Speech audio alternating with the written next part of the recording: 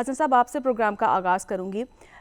آپ دیکھ رہی ہیں یہ انتخابات ہو رہے ہیں, انتخابی ماحول جو وہ دکھائی نہیں دے رہا, اور اگر بات کی جائے نون لیگ کی تو وہ تو ڈرائنگ روم سے باہر ہی نہیں نکل رہی. پاکستان تحریک انصاف عدالتوں کے چکر کاٹ رہی ہے, اور جبکہ صرف پیپلز پارٹی ہے جو وہ جلسے کر رہی ہے. اس کے علاوہ آئی پی پی بھی دیکھ رہے ہیں, خاموشی ہے, کوئی اتنے وہ ہم دیکھ نہیں رہے کہ وہ بھی جلسے کر رہے ہیں. دیکھیے میں سمجھتا ہوں کہ انگریزوں نے ہمارے ساتھ زیادتی کی ہے, جو ہمیں ایک جمہوری ڈھانچہ دے کر چلے گئے, اور ہم جو ہے سیاستدان اس جمہوری ڈھانچے کو لے کر چلنے میں جس حد تک بری طرح ناکام دکھائی دے رہے ہیں. جب جو ہے اس جمہوریت کو چلنے لگتا ہے یا چلانے کا پہیہ شروع کیا جاتا ہے, تو اس وقت جو ہے کہیں پر ہماری چاہت اور ان کے نتائج پسند نہیں آتے, اور پھر ان کو بخار چڑھ جاتا ہے, اور پھر کبھی 35 پینچر کی کہانیاں یاد آتی ہیں. اور جو مجھے تو اب لگ رہا ہے کہ جو حالات بنتے چلے جا رہے ہیں, شاید مسلم لیگ نون کو کامیاب کرانے کے لیے 130 پینچر لگ جائیں, اور پھر مجھے تو ایسے لگتا ہے کہ اس کی تیاریاں کی جا رہی ہیں.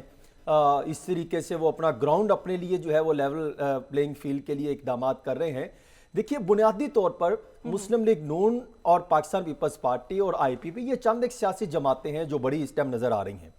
باقی سیاسی جماعتوں کی بات کی جائے تو وہ تو خیر پاکستان تحریک انصاف, اس کی تو پوزیشن آپ کے سامنے ہی ہے. جی جی شروع میں یہ لے کر آئے تھے 16 ماہ کی پرفارمنس, وہ تو بیانیہ نہیں چل پایا. اب یہ بیانیہ بنانے کے لیے توگدو کرتے رہے. پھر ایک وقت آیا کہ جب انتخابی جو ہے وہ ماحول بننے لگا, جب الیکشن کمیشن آف پاکستان اور سپریم کورٹ آف پاکستان کی جانب سے باقاعدہ یہ طے کر دیا گیا کہ 8 فروری کو انتخابات ہونے ہیں, تو اس کے بعد انہوں نے کوشش شروع کی ٹکٹوں کی تقسیم کے حوالے سے. اب مسلم لیگ نون کی اگر بات کی جائے, آج تک 3 دفعہ انہوں نے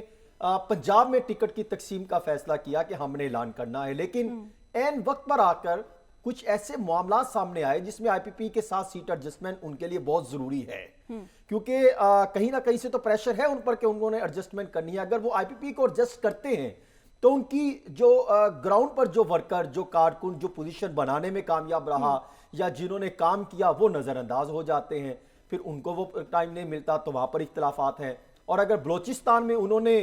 ٹکٹ اناؤنس کی ہے تو وہاں پر آپ دیکھیں لگ بھگ آپ کو 60 سے 65% وہ لوگ ملیں گے جو دیگر سیاسی جماعتوں سے یہاں پر آئے اور وہاں پر شمولیت اختیار کی, ان کو نون لیگ نے ٹکٹ دیا. اور جو کچھ رہ گئے, جس سے بھی آپ کو یاد ہوگا کہ جب وہ بلوچستان گئے اور کہا گیا کہ باپ پارٹی ہو یا دیگر سیاسی جماعتیں ہو, مسلم لیگ نون کے ساتھ انہوں نے اتفاق کر لیا, لیکن ہوا کیا کہ وہ نظر انداز ہو گئے, وہ پاکستان پیپلز پارٹی کی طرف کچھ رخ کر چلے گئے. اب پنجاب میں ان کو ایک اچھا خاصا جو ہے وہ مقابلہ ہے ٹکٹ کی تقسیم کو لے کر.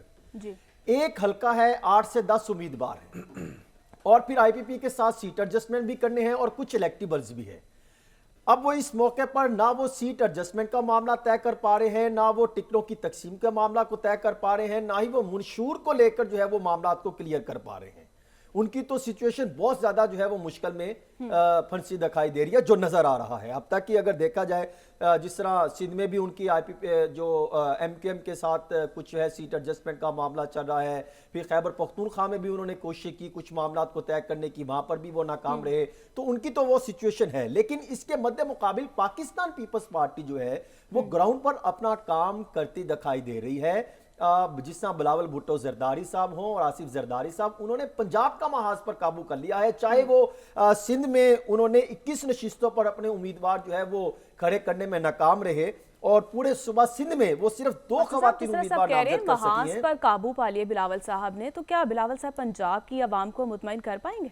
دیکھیں وہ بلاول بھٹو زرداری صاحب کا جو لاہور کا جس سیٹ پر الیکشن لڑ رہے ہیں, وہ ان کا پلان بہت زبردست ہے. انہوں نے منارٹی ونگ کو فوکس کر لیا اور وہاں سے لا کے جتنے بھی اس ونگ کے افراد تھے ان کے ساتھ اٹیچ ہو گئے, چاہے ان کو گھروں میں جانا پڑے, چاہے ان کے بڑوں کے گھروں میں جانا پڑے, ان سے رابطے کر لیے, ان کو اپنی طرف لانے کے لیے اقدامات کر رہے ہیں. لیکن یہاں پر مسلم لیگ نون کا گھر سمجھا جاتا ہے لاہور, وہاں پر مسلم لیگ نون اس پوزیشن میں اقلیتی ونگ کو ایکٹیو کرنے میں ناکام رہی. اور دوسرا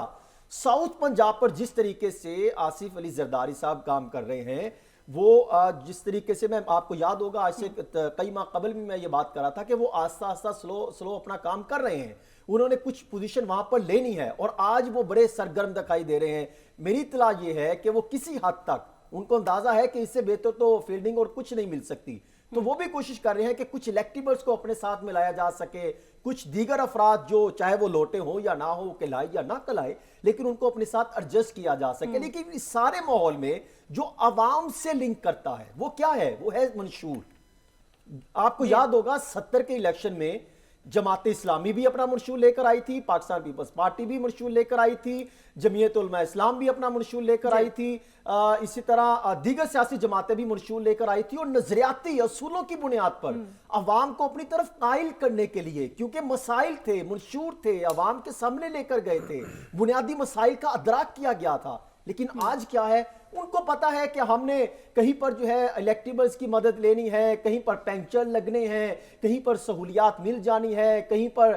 جو ہے وہ ڈسکا والی کہانی ریپیٹ ہوگی، کہیں پر مختلف چیزیں آئیں گی، کہیں پر پولیٹیکل انجینئرنگ کا سہارا لیا جائے گا، کہیں پر ہارس ٹریڈنگ ہوگی، مختلف قسم کے، کہیں پر لوٹوں کا سہارا لے لیا جائے گا، تو کہیں پر پوزیشن لے لے گی۔ تو عوام کا یہاں پر کیا سچویشن آئی؟ ان کو اب یہاں سے کوئی غرض نہیں ہے۔ مجھے ایسا لگتا ہے کہ عوامی مسائل کو لے کر، نظریات کو، معاملات کو لے کر، اصولوں کے معاملات کو لے کر، مہنگائی والے معاملات کو لے کر، عوامی مسائل پر جو ہے وہ توجہ دکھائی نہیں دے رہی۔ بالکل